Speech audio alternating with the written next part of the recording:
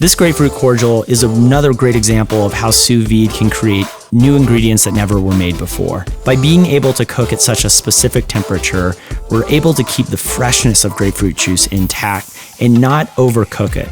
Luckily, the HydroPro Plus allows us to program in presets. This allows a lot of consistency for our product, so there's no second guessing exactly how the ingredient should be made. So at the end, we have a really flavorful syrup, but one that is also broken down some of the particles of the grapefruit juice so that we can add it to, in this case, a grapefruit soda that will then turn into the cocktail.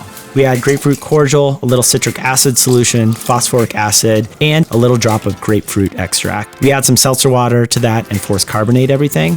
And this is really just our fresh, homemade, really extravagant version of the kind of grapefruit soda that you can buy at a store. From here, we're just making a classic Paloma, which we have Blanco Tequila, a little grapefruit liqueur, fresh lime juice. We shake it up and we top it up with our homemade grapefruit soda. And I'd really invite you to explore other options. When winter comes around and citrus is at its prime, grab some Meyer lemons, tangerines, mandarins, pomelo, and do the same exact syrup and explore all the cocktail possibilities with them.